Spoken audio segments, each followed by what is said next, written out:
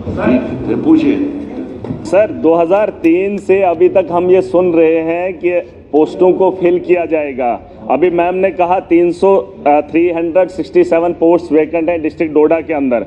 जवाब में आता है कि इस बार 594 पोस्टों के बारे में सोचा जा रहा है ऑल ओवर J&K। सर आप मुझे बता दीजिए 367 मेरे डिस्ट्रिक्ट में खाली हैं, तो 594 से क्या ही होगा सर। हमारे जो हायर सेकेंडरीज हैं फार फ्लंग एरियाज में है, कई किलोमीटर चलने के बाद हायर सेकेंडरी तक पहुंचा जाता है, और वहां पर अगर बच्चे को तालीम बेहतर नहीं होगी, CRC से सर काम नहीं चलेगा। हायर कर सकते हैं, हमारे पास वेल क्वालिफाइड एक तबका है। मैं चाहता हूं MG नरेगा में ही अगर उन लोगों को वही काम दिया जाए, अगर सरकार के पास पॉलिसी नहीं है उनको वही काम दिया जाए जो उस काम के लिए बना है। MA MPhil PhD double degrees लेकर हैं सर, उन नौजवानों के बारे में नहीं सोचा जा रहा। और ये मामला आज का नहीं है, इस हाउस के अंदर मैं पहली बार आया हूं, लेकिन ये तमाशा मैं स्कूल के टाइम से देख रहा हूं।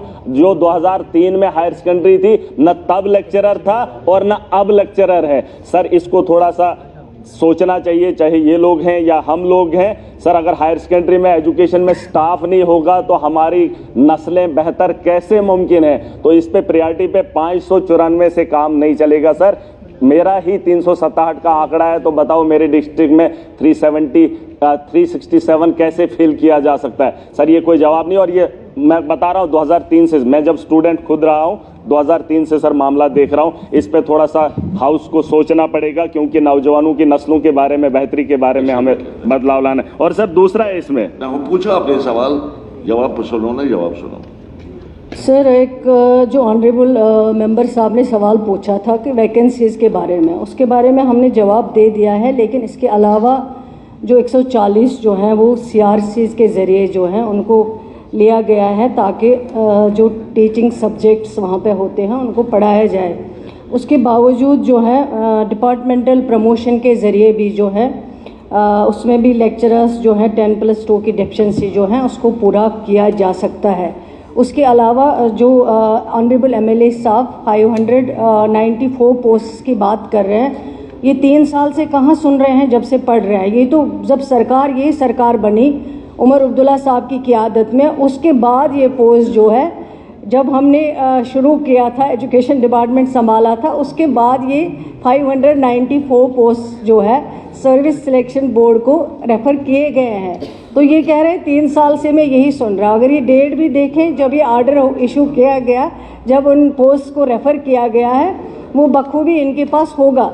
कमी तो है, मैं मानती हूँ कि कमी है, लेकिन ये कमी जो है इसको टाइम लगेगा जो है पूरा करने में। हम भी चाहते हैं कि availability of teachers, lecturers, professors, assistant professors जो हैं वो होनी चाहिए, क्योंकि जब आपके पास डिपार्टमेंट होगा, एजुकेशन जो है इंस्टीट्यूशंस होंगे, लेकिन उनमें टीचर नहीं होगा, उनमें प्रोफेसर नहीं होगा, उनमें असिस्टेंट प्रोफेसर नहीं होगा, फिर उन इदारों का कोई मायने नहीं है, कोई मतलब नहीं है। मैं खुद मानती हूँ इस चीज़ को। लेकिन अब जो है जो 10 साल में रिक्रूटमेंट नहीं की गई हैं, जैसे वैकेंसीज आती गई, रिटायर हो गए लोग, SRO केसेस नहीं लग पाए इतने बरसों में, तो अब ये 3 महीनों में या 4 महीनों में कमी पूरी तो नहीं होगी, इसमें टाइम लगेगा पूरा होने में। और कब पूरी होती हैं, जितना पॉसिबल होगा, जो डिपार्टमेंट के हाथ में है।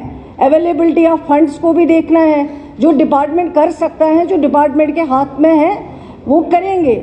लेकिन थोड़ा सा इनको भी पेशेंस रखना पड़ेगा कि रातों रात ये सिस्टम जो है उसको ठीक नहीं कर सकते हैं। दूसरा क्वेश्चन था, मैम ने कहा कि प्रमोट करेंगे, लेक्चरर बनाएंगे।